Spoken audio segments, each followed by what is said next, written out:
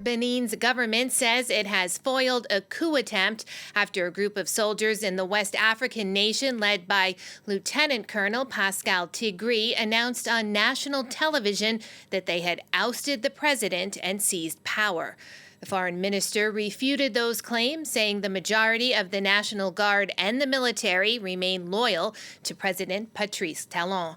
A government spokesperson says 14 people have been arrested in connection with that attempt to take control. Let's take a listen now to the Interior Minister. Fellow countrymen and women, on this Sunday, December the 7th, 2025, in the early morning, a small group of soldiers engaged in mutiny in order to destabilize the state and its institutions. Before this situation, the Benin armed forces and their hierarchy, faithful to their oath, remained republican. They fought back and allowed the situation to remain under control and to fail the maneuver. Thus, the government invites the population to keep acting as usual. Thank you. For more on this, we can bring in Berverly Ochieng, Senior Analyst in Control Risks Global Risk Analysis from Dakar, Senegal. Thank you so much for joining us on the program. Benin here has largely been considered one of Africa's more stable democracies. So did news of this coup come as a shock to you? Well, it did feel quite surprising, it happening so soon into the election. Obviously, there has been some political grievances. There are two other political opponents of Talon who have been arrested, charged, and jailed in connection with coup attempts, but it didn't seem as if it was going to build up to a real staged attempt, making it all the way to state TV. However, from what we can see, the group that attempted to seize power, which was led by Colonel Tigri Pascal, did not have as much consolidation as they may have thought.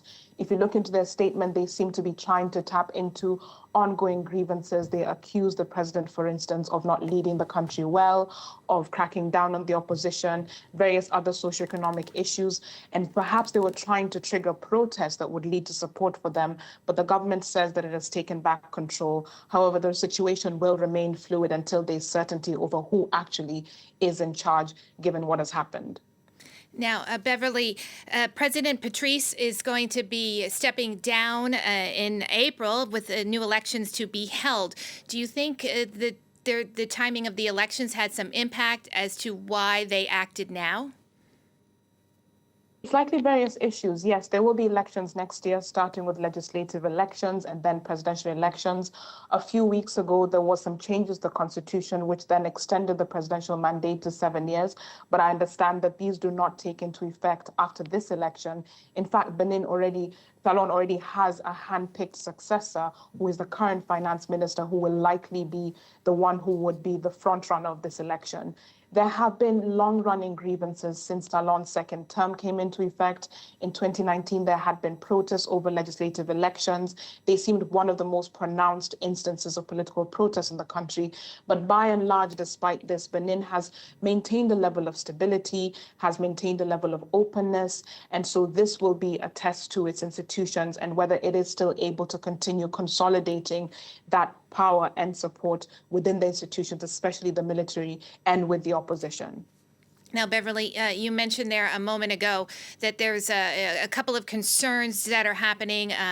The mutinous soldiers mentioned a couple of those. One of them was the president's handling of the deterioration of the security situation in the northern part of the country. How has regional instability in the area impacted Benin? I mean, Benin itself is starting to experience the spread of the militancy in the northern regions, the districts of Atakora and Alabori, which border both Niger and Burkina Faso. Since 2019, there have been some attacks by militant groups, the Al-Qaeda group, which is based in Mali, as well as the presence of Islamic State that has some influence in neighboring Nigeria. In fact, as recently as October, an attack was claimed by the Al-Qaeda group in Nigeria, claiming that it may have used a route through Benin.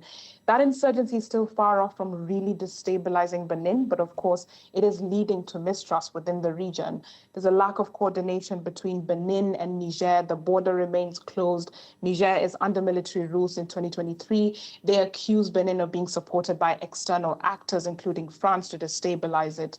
There's also the lack of coordination now between the multinational joint task force. Benin is a contributor, so is Nigeria, but Niger and Chad pulled out. So there's a lot in flux. But with this particular military coup, even though that was raised as a grievance, for now it's very well away from the capital, Cotonou and Porto Novo. However, it's likely to be a source of concern in the event that this insurgency continues to hold, especially in that Sahel and northern region. Now, Beverly, to take a little bit of a broader look, in the past 5 years, Africa has seen a rise in military coups.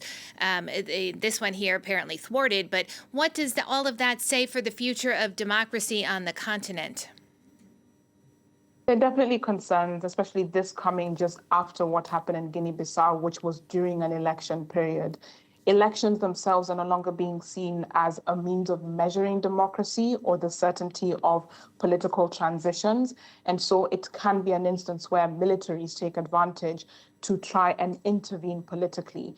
There will be long-standing concerns. I think ECOWAS, the Economic Regional Bloc, has raised concerns about the state of democracy, given that this is happening primarily in the region. But we did see in Madagascar a coup as a result of protests by young people over socioeconomic grievances.